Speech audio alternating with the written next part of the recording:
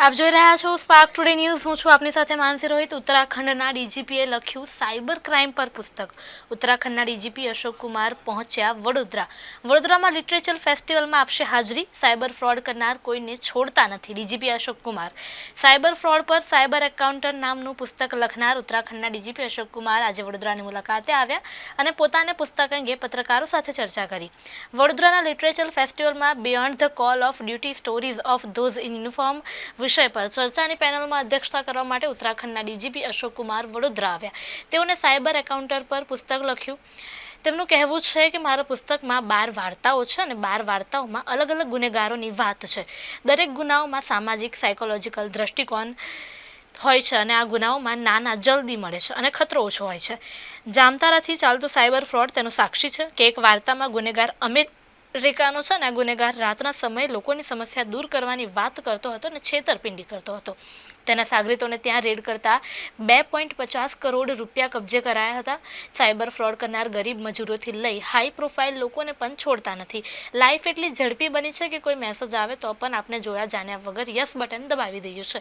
પહેલા આને Nigerian fraud કહેવામાં આવતું હતું, હવે તો ભારતભરમાં સાયબર ફ્રોડ કરનાર ગેંગ એક્ટિવ છે। सिटी पुलिस के बारे में ब्रीफ इंफॉर्मेशन देना चाहूँगा सर। प्रेजेंटली हमारे CP sir Shri Shamsher Singh sir है सर, और जोन में 4 जोन है सर। उसके अलावा डीसीपी क्राइम, एडमिन और ट्रैफिक है सर। और हमारे देखिए इसके प्रोफाइल में ना, मैंने इस किताब को ही लेंगे तो 12 कहानियाँ लिखी हैं, ठीक है। 12 की 12 कहानियों में अलग अलग क्रिमिनल हैं, अलग अलग उनका तौर तरीका है, मोडस ऑपरेंडी अलग है, ठीक है। तो अगर हम उसको देखें तो जैसे नॉर्मली क्रिमिनल सोसाइटी का वो पोर्शन है जो अदरवाइज़ रिच नहीं है, मे बी लोअर स्टेटस से आता है, ठीक है। उसको और भी बहुत सारे साइकोलॉजिकल, सोशल, इकोनॉमिकल ढेर सारे फैक्टर होते हैं, आप देखते हैं। तो उससे थोड़ा हटके है साइबर क्राइम में, वो तो है ही है, वो फैक्टर्स हैं सारे। इसलिए आप देखेंगे जो जामताड़ा बेल्ट है, जो मेवात बेल्ट है, वहाँ पे ऐसे ही लोगों ने शुरू किया स्टार्टिंग। पर क्या हुआ ना, ये क्राइम इतना तेज़ी से बढ़ रहा है और पैसा इसमें इतना ज़्यादा है। मान लिया जैसे मैंने कहा एक दिन में 10 भी आपको मिल गए तो 1 लाख 2 लाख आपके खाते में आ गया, तो आप महीने में 2-3 महीने में करोड़पति हो गए। तो फिर उनको देख करके और बहुत सारे लोग टेम्प्टेड हो रहे हैं।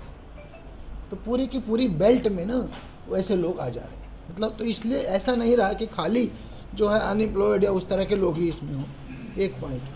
दूसरा पॉइंट क्या है कि ये जो एक मैंने इसमें स्टोरी डाली है, आउटसाइडर उनको पकड़ा जा सके। आउटसाइडर कहाँ, अब तो देश भर में पहले था ना, पहले इसको नाइजीरियन फ्रॉड कहते थे, फिर पूरा अफ्रीका के बाकी उसमें पहला। अब तो इंडिया में पूरे के पूरे गांव यही कर रहे हैं। तो जैसे मैंने बोला जामताड़ा कर रहा है, मेवात में तो 2-3 स्टेट का बॉर्डर है, हरियाणा का, राजस्थान का, पूरी बेल्ट वही कर रही है। तो ये कहीं भी फैल रहा है, तो उसके लिए हमें इंटरस्टेट कोऑर्डिनेशन की बहुत बड़ी ज़रूरत है। साइबर लॉज में कुछ बदलाव आने चाहिए। जो नौकरी करते हैं, जो जॉब करते हैं और जिनके पास गुड अमाउंट ऑफ मनी होता है, मतलब 1 मंथ, वही वो लोग साइबर क्राइम में फंसते हैं। जैसे गरीब मजदूर लोग साइबर क्राइम में नहीं फंसते। तो इसका क्या रीजन है? मैडम ऐसा नहीं है, मैं आपको बता दूं, इसमें एज प्रोफाइल 10-15 साल के बच्चे से लेकर 70-80 साल तक के लोग फंस रहे हैं, और महागरीब से लेकर के महारिच लोग तक फंस रहे हैं। बिल्कुल जो गरीब मजदूर है वो भी फंस रहा है, और जो एकदम अरबपति है वो भी फंस रहा है। इसमें कोई भी फंस जा रहा है साहिब। ये तो ऑनलाइन है, हज़ारों मील दूर बैठा कर, उसे तो पता ही नहीं कि विक्टिम कौन है। कोई भी लोग फंस जा रहे हैं। जो मेरी कहानियाँ हैं, पहली कहानी में एक एजेड आदमी है, वो हनी ट्रैप में 97 लाख रुपये खो देता है। एक कहानी है जिसमें एक लेडी जिसका हस्बैंड उसमें कोरोना में डेथ हो गई थी, ठीक है, और वो अपनी बेटी को बर्थडे गिफ्ट में पपी देना चाहती। वो पपी देने के लिए वो कैमरून के क्रिमिनल से 66 लाख रुपए खो देते, 66 स्लोली। कैसे फिर हम लोग उसे पकड़ते। तो जो विक्टिम्स का भी प्रोफाइल ऐसा नहीं है कि एक पर्टिकुलर प्रोफाइल ऑफ विक्टिम, कोई भी अनपढ़ से लेकर के हाईएस्ट एकदम जो टेक्नोलॉजी के सुपर एक्सपर्ट है वो भी इसमें फंसा। साइबर में इतने अभी लोग अवेयर नहीं होते, उनको आप क्या मैसेज देना चाहोगे? क्योंकि अवेयरनेस तो बहुत फैला है, तो अभी वो लोग अवेयर नहीं हो रहे हैं और OTP और ये सब दे रहे हैं, उनको आप क्या कहना?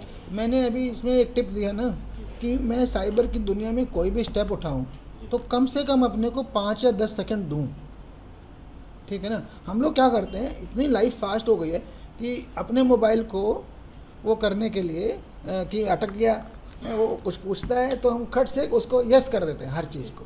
तो ऐसा नहीं करना है, हमें 5-10 सेकंड देना है। क्यों मेरे पास आया मैसेज, क्यों फ्रेंड रिक्वेस्ट आई, क्यों OTP मांग रहे हैं, मेरी KYC क्यों चाहिए, अभी तो मैं बैंक से होके आया हूँ। तो अपने को मैं 10 सवाल करूँगा, what, why, when, where, how, तो अपने आप मैं समझ जाऊँगा कि ये कोई मेरे साथ फ्रॉड कर रहा है। सर ऐसा कोई प्लान है कि जो साइबर इस बार में हुआ है, इसको पावर बैंक ऐप करके आई थी गूगल प्ले स्टोर पे। ये मार्च 2021 की बात है और मार्च से जून 21 तक ये गूगल प्ले स्टोर पे रही। तो उन्होंने स्टार्टिंग में ये बोला कि हम 15 दिन में पैसा डबल करेंगे और लोगों को विश्वास दिलाने के लिए ये बोला कि भाई, उन्होंने कहते हैं ना 15 दिन में कैसे डबल हो जाएगा, कोई तो इंटरेस्ट इतना दे नहीं सकता। तो उन्होंने बोला नहीं, हम जो है ना स्टार्टअप्स में पैसा लगाते हैं, IIT वालों के स्टार्टअप हैं, IIM वालों के स्टार्टअप हैं, तो उसमें पैसा लगा, इसलिए डबल हो रहा है। तो 15 दिन में लोगों का पैसा डबल हुआ, किसी ने 10,000 लगाया, 20 हो गया, फिर अगली बार इंक्रेज होकर फिर उसने 20 का 50 लगा दिया, 1 लाख हो गया। फिर उसने 10 दोस्तों को ही बोला, अरे यार क्या ज़बरदस्त ऐप आई है, 15 दिन में पैसा डबल हो गया। ऐसे ऐसे करके पूरे देश में जो डाउनलोडिंग थी, जब ये बंद हुई है ऐप, जून 2021 में बंद हुई, 10 लाख लोगों ने इसे डाउनलोड किया हुआ था। और हमने इसका केस जो दर्ज किया, we were the first police to register a case of this fraud. फिर हमारे साथ साथ 2-3 दिन बाद बेंगलोर ने किया और उसके 2-3 दिन बाद दिल्ली ने किया और हमने क्रिमिनल अरेस्ट की। फिर तीनों ने बड़ी बड़ी प्रेस कॉन्फ्रेंसेज हुई। हमने इसका ओवरऑल वो निकाला था तो 250 FIR हुआ देश भर में और लगभग 1500 करोड़ का स्कैम हुआ। और पैसा चाइनीज़ लोग थे इसके बैक पे और पैसा क्रिप्टो करेंसी के थ्रू देश के बाहर गया। सर आज आपने यूनिवर्सिटी के जो बच्चों के साथ लोगों को देना चाहते हो, अच्छा। क्या देखोगे सर? ये 5 सेकेंड रूल मैं इसलिए बोला हूँ कि हम लोग इतनी तेज़ लाइफ हो गई है कि इंटरनेट पे बिना कुछ सोचे समझे विद इन ए सेकेंड बहुत सारे स्टेप्स उठा लेते हैं, मोबाइल पे, कंप्यूटर पे, लैपटॉप पे। तो ऐसा ना करें। कुछ भी, कोई भी हैपनिंग हो रही है, कोई भी कॉल उठाने से पहले, वीडियो कॉल उठाने से पहले, आंसर करने से पहले OTP क्यों मांग रहे हैं, या किसी ने भेजा कि आपकी बिजली आज शाम तक कट जाएगी अगर आपने नहीं दिया, KBC लॉटरी आ गई हैं, या मैं आर्मी का आदमी हूँ, OLX फ्रॉड हैं और मैं जा रहा हूँ और मैं अपना 5 लाख की गाड़ी 50,000 में बेच के जा रहा हूँ। क्यों बेचेगा आपको? तो हम सोचें, खुद को 5 सेकंड दें, तब जाके अगला कदम उठाएं, तो संभावना रहेगी कि हम साइबर क्राइम से बच जाएं। अच्छा इंटरेक्शन था। यहाँ का पहला फेस्टिवल था वडोदरा का लिटरेचर फेस्टिवल। तो मैं भी अभी तक अहमदाबाद आया था, भुज भी गया था, मैं BSF में रहा हूँ, कभी वडोदरा नहीं आया था। तो मैंने सोचा इस बहाने मैं वडोदरा के विजिट हो जाएगी। तो मैं भी आ गया। लास्ट ईयर कितने साइबर फ्रॉड रजिस्टर? मैंने बोला रजिस्ट्रेशन में FIR नहीं बोला, कंप्लेंट बोला। 10,23,000 या कुछ था पूरे देश में। 2022 का डाटा मैंने दिया, जो इस वीडियो में ये शेयर कर देंगे एग्जैक्ट, है ना। सर आपने पहले भी आपकी बुक है आपने लिखी थी, क्या लगता है सर जो साइबर सिक्योरिटी इंडिया में कौन से स्टेज पे है अभी, क्या बदलाव आने चाहिए आपका कुछ? देखिए इसकी प्रॉब्लम क्या है ना, साइबर सिक्योरिटी हमारा ठीक है, वी आर, मतलब गवर्नमेंट बहुत अलर्ट है, बहुत सारी स्कीम्स बना रही है, लगातार करते जा रहे हैं, बहुत सारी ऊपर से 13 वगैरह बहुत सारे उन्होंने गवर्नमेंट ने वो किए हैं इसमें, और बहुत सारे चेक्स एंड बैलेंसेस लगाए हैं। बट ये टेक्नोलॉजी इतनी तेज़ी से चेंज हो रही है, इतनी तेज़ी से बढ़ रही है कि जितना हम सीखते हैं उसके नए स्टेप आ जाते हैं क्रिमिनल के। तो हमें भी अपने को अपडेट रखना है टेक्नोलॉजी से। वन अपमैनशिप का गेम है कि चोर सिपाही में कौन ऊपर होगा, मतलब वो नए नए रास्ते खोज लेते हैं।